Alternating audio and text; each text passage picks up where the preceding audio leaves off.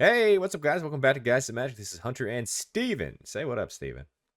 I'm here. You're finally here. Welcome to the spoiler season. We've missed you, except you've replaced the other two somehow. I know, it just works out like that. But yeah, this is Tarkir Dragonstorm spoiler season. We have a new day and a bunch more to talk about. But as a reminder, before we get started into the spoilers, if you guys wanted to check out all the comments and uncommons, because we do not talk about them here, we only talk about the rares and the mythics, check the link in the description below for our Instagram. We post every single spoiler over there. Don't want to miss out. But yeah, so let's go ahead and start talking about these rares and mythics. We will kick it off with this first card. This is Perennation. It is 3 white, black, green for a sorcery. Return target permanent card from your graveyard to the battlefield with a hexproof counter on it and an indestructible counter on it. Is this one of the best reanimation spells you've ever seen? Yeah, I would say so. I mean, short of exile, and it has to be mass exile, this is fantastic. It is pretty wild. I mean, there's some wild things you can do just from an EDH standpoint of things you could just bring back and just people just can't target it. For example, something funny that I saw people talking about, Nev's Disc. Yeah.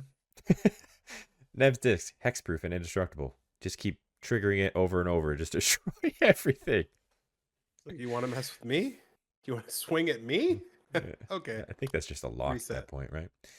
Yeah, it's pretty good. 6 mana though is hefty, and at sorcery speed it is slow.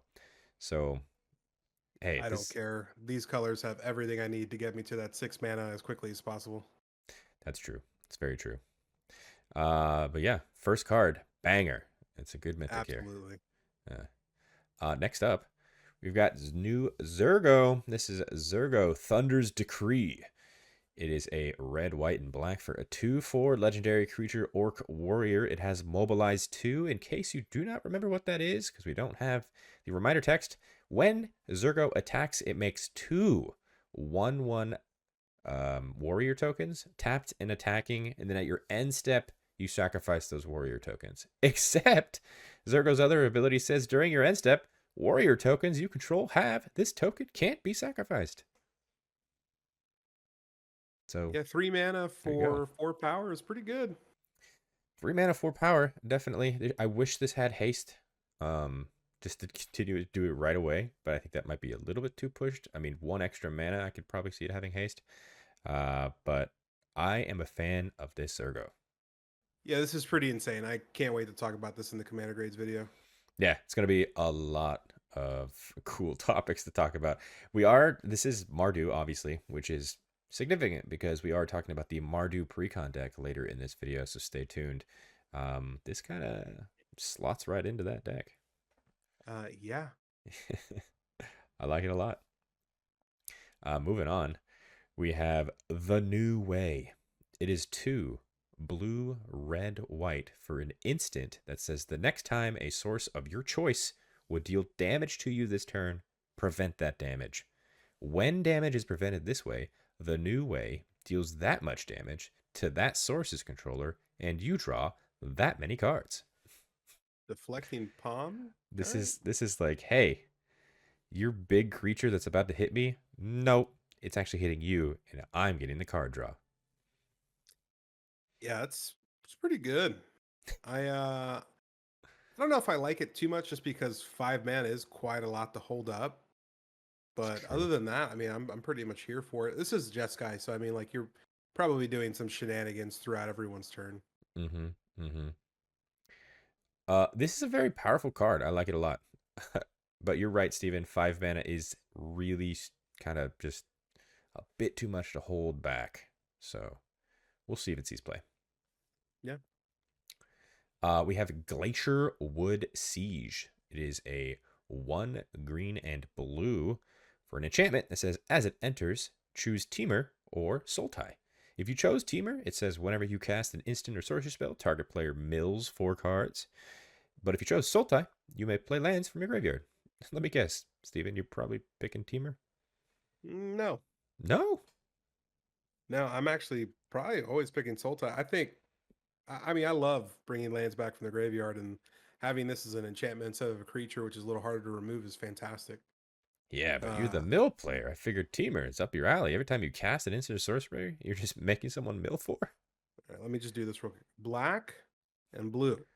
Hmm? That's where I'm at. Okay. I stay You're in right. that spectrum. All right, fine. I'll give it to you this time. I think this enchantment's kind of interesting. Um, but you're probably right. I'm probably playing it for Sultai more often than not. Uh, you are choosing a target player, so an EDH not as powerful as each player mills. If it said each, I think this card would be way more powerful. But unfortunately, it's not. Yeah, I mean, I think the crazy thing about this is it's Simic, and Simic has some really fun landfall shenanigans, and being able to play this down for 3 and bringing back your fetches or anything else. I think it's pretty pretty great. It is indeed. Moving on, we've got Fangkeeper's Familiar. It's one black, green, blue for a 3/3 creature snake. It's got flash, and it says when it enters, you can choose one. You can gain 3 life and surveil 3, or you can destroy target enchantment, or you can counter target creature spell. That's a lot of flexibility that I like. Yeah, I think this is the card I'm going to hate to see when I pull it in a pack. Really? You don't like it? Yeah, I think this is bulk rare for sure. I disagree. I think this card is very good. Nah. You flash this in whenever you need it, and it's fantastic. 4 mana is not that much, especially for a 3/3 body on top of it. You're just going to be like, oh, your big creature is now countered, but here's my 3/3. Oh, your enchantment that you just spent so much mana to get because these enchantments in this set are super expensive, now dead. I don't know. Gaining 3 life Not and here. surveilling 3, also fantastic. But this art, very cutesy, and a lot of people are talking about when did Sultai get all the cute art? It's cute. I know. I'm here for Fangkeeper's Familiar. I think this is gonna be a big one. But I did mention in the beginning of the video that we are going to be talking about the pre-con cards from Mardu Surge because that entire deck list was spoiled today. So let's get straight into it. This first one is Ainok Strike Leader. It's 1 and a white for a 2/2 creature dog warrior. It says whenever you attack with this creature and or your commander, for each opponent, create a 1/1 red goblin creature token that's tapped and attacking that player. It also says you can sacrifice this creature. Creature tokens you control gain indestructible till end of turn. Before we talk about the card itself, Steven, this is the second card in this set that I've seen that's just got like a realistic dog on the body of a warrior. It's Yeah, freaking me out. part of me was thinking that Elon Musk finally came over to Wizards of the Coast because the other one was straight Doge. Straight Doge. And I'm looking at this, I'm slightly terrified that it could be that realistic. It's almost looking like a golden doodle.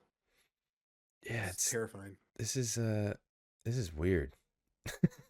Anyways, getting to the card, um, whenever you attack is pretty cool. You Yeah, make a 1/1. It's not bad. yeah, yeah, You gotta attack with this creature or your commander. For each opponent, you create a 1/1. So yeah. that's pseudo myriad. Pseudo Myriad. You don't like it? I'm not really here for it. I mean, I understand why people may like it, but for me, I I mean it's a I guess I can't say bear, it's a dog. But it is a 2 mana 2/2, which is fantastic. Yeah. But you do have to wait a turn to attack, so you're not really making those. Not But necessarily. If you have your commander out.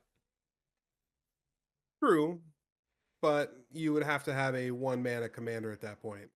So If this is on curve, sure. But I'm just saying this card seems good. And then after you attack, you go on, my children, and you just sacrifice this, and now those tokens can't die.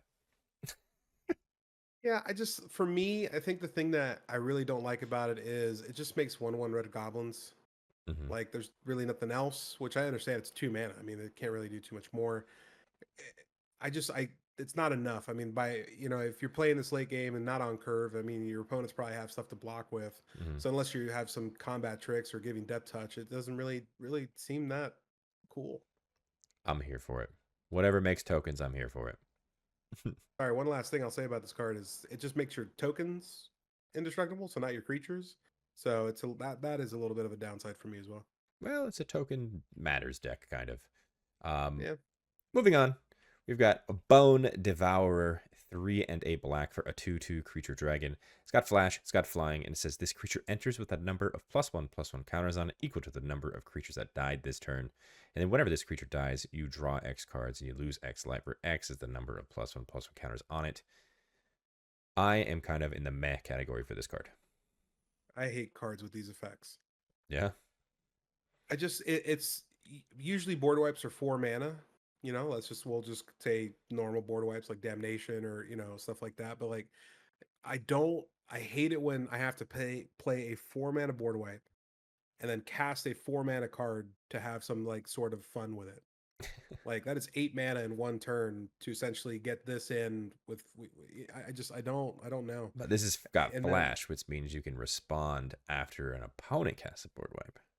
sure, and at that point we're in magical Christmas land, and we're hoping that this is in our hand. And I feel like it'll never work out that way. And if it does, good for you. But it has never happened for me. Yeah, that's true. And I hate those effects that the creature has to die for it to actually do the thing that's really cool.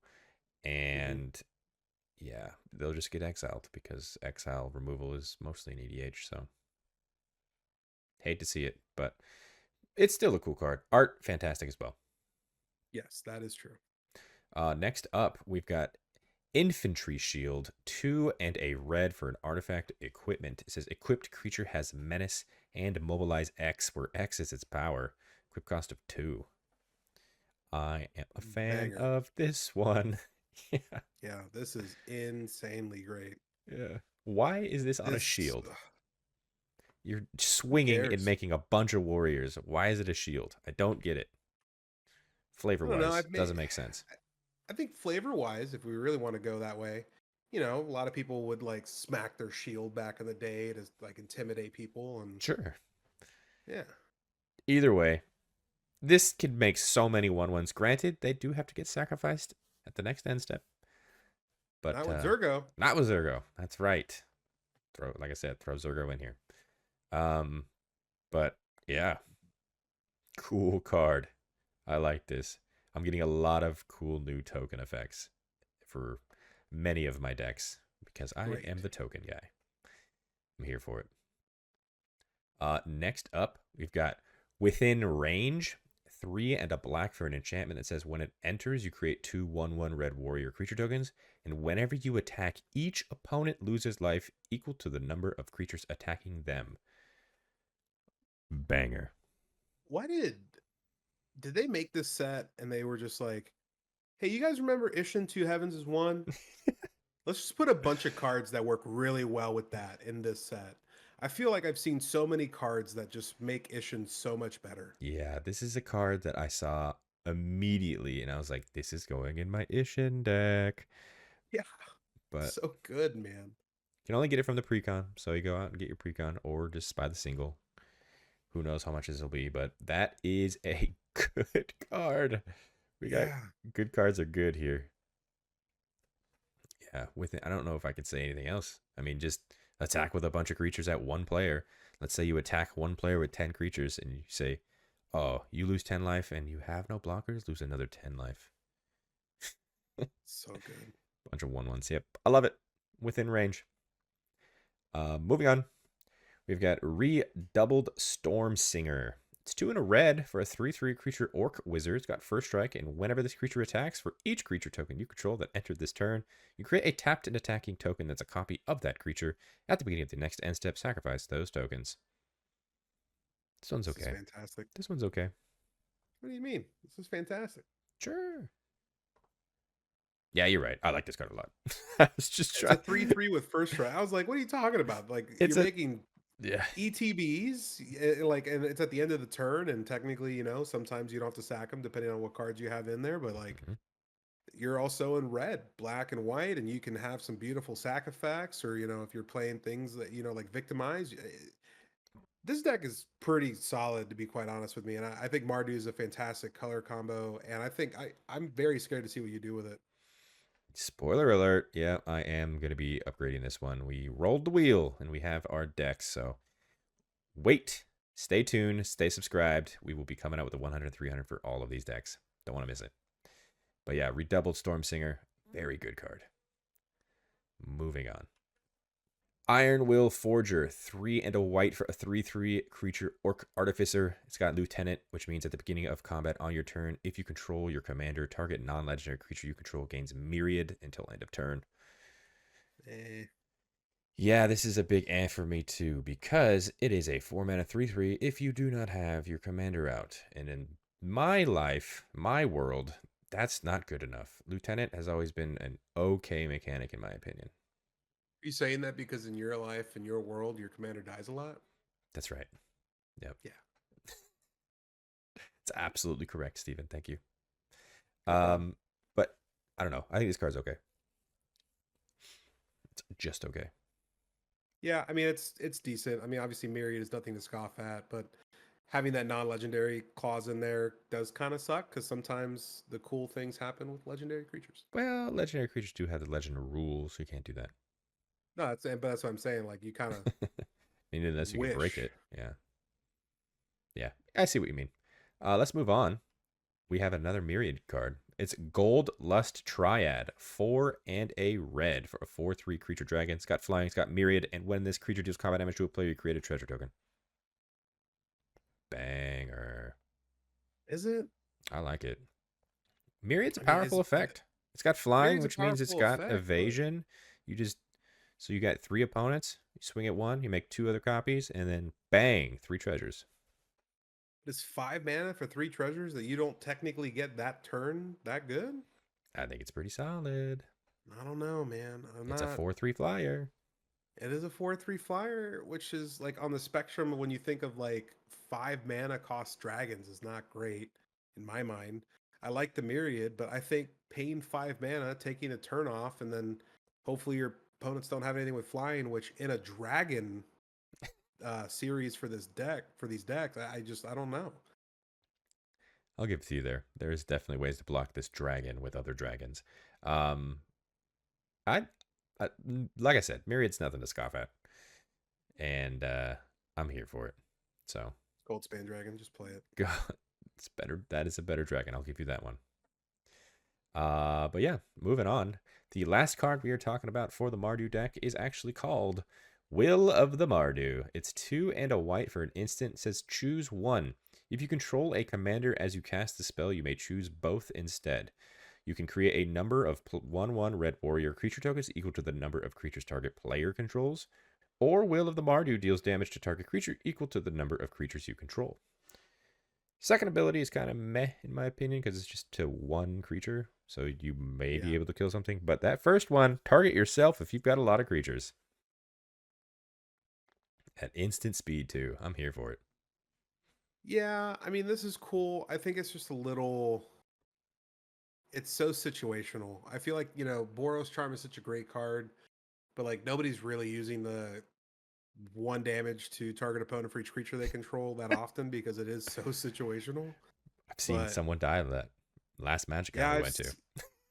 yeah, me too. That was pretty fun. I was there. I was the guy. Anyways, Will of the Mardu, I think this card's really good. I don't know how you not like it. I mean, like, listen, I'm not saying it's bad. I'm just saying it's so like you might get lucky every one in like I'll say 10 games. Okay, I'll give it to you. But I still think this is an instant that just makes a board. It's a board in a box. If someone's swinging Yeah, a I bunch mean, of creatures at you, you target them, make the same amount of creatures, and block them all.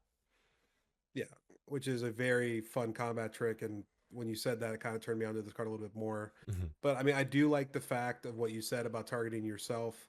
I think in a token matters style deck, this is definitely an include for sure. I like it a lot.